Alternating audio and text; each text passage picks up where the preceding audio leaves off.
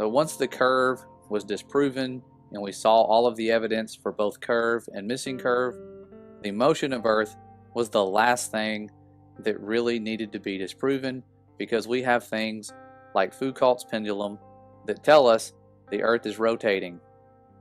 And I was stumped by this for a few hours until I looked into it and found out there's some really cool things that I had never even heard of and that the mainstream is unaware of. And it has to do with this pendulum here that has been set up in a lot of science museums and swings at intervals as the Earth allegedly rotates beneath it. And I was told this has nothing to do with anything above. It has everything to do with the Earth rotating below. Well, my first thought when looking into this proof was that if it is real, they should be able to put it at the North Pole and the South Pole and prove once and for all that the Earth is spinning, because it would spin one way underneath them at the North Pole and a different way at the South Pole, and it would rotate within a 24-hour period. If that happens, there's your proof. So let's look at that proof and read what happened when they went to the South Pole. Researchers did this, and on their first attempt, they say, this is their words, with the pendulum, it showed the Earth spinning backward from what was expected. We did not notice this at first because we're all from the Northern Hemisphere and are accustomed to the Earth spinning in an anti-clockwise direction. We then realized that from our frame of reference, the Earth should be spinning clockwise, so we had to modify the pendulum like a carnival trick. They had to modify it, and it says our second attempt showed the Earth rotating in the proper direction after they modified it, but at an angular velocity twice what is expected, i.e. 12-hour days instead of 24. And he said, this is something I read in the article but didn't paste, he said they thought they had uncovered some conspiracy. Okay. So he actually did, but the guy here, Mike Town, he got very adept at dropping the bob so that it arced in a plane. So in other words, Mike was the one who perfected the carnival trick, but that's not where it goes south for them entirely. There was another person who was experimenting with these, and he was doing this during an eclipse. And there's an effect named after what happens called the Elias effect. And this effect refers to an alleged anomalous behavior of pendulums or gravimeters, which is observed during a solar eclipse. The effect was first reported as an anomalous precession of the plane of oscillation of a Foucault pendulum during the solar eclipse of June 30th, 1954. And this is someone who went on to win a Nobel Prize in economics, a pretty smart guy. And you would think that after this, people would start wondering, why are the luminaries above that are so far away impacting a pendulum? And how great of a degree were they affected? I was surprised to find that the change was significant.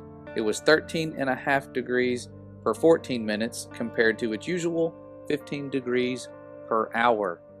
And this is particularly surprising because the experiment was conducted indoors, away from the sunlight. So there should have been no way the eclipse could affect it.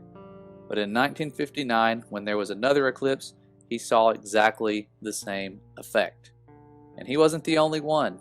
More have confirmed the results from several different locations, including an underground laboratory.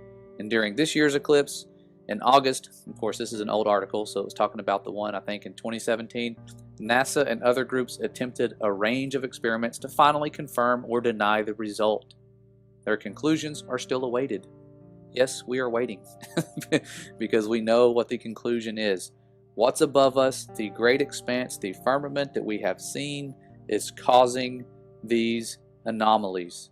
You have the largest, most magnificent expanse above us that was created on the second day of creation, and it's no surprise that it is what is causing some of these things to happen that we believed were due to a rotating ball flying around the sun.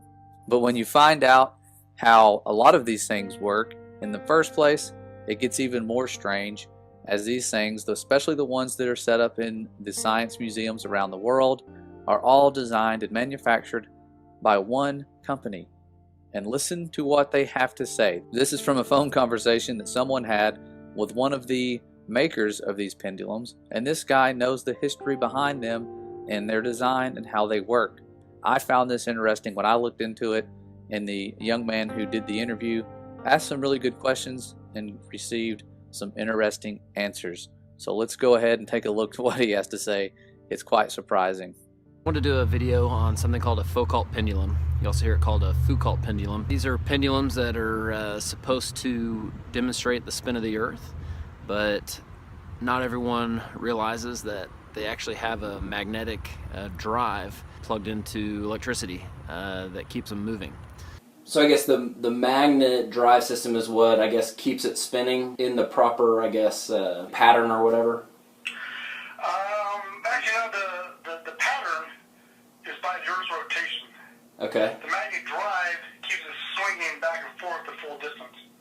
Gotcha. So there's actually up in the ceiling there's a 3-foot high cone that has a circular magnet. The cable swings in the center of that. Hanging on the cable is a steel donut. Okay. So when the cable hits dead center, it breaks the photo beam, turning on the electric magnet. Then it pulls or draws the steel donut on the cable towards the ring. It times out, and then it goes over again. So it only turns on and off for a couple of seconds.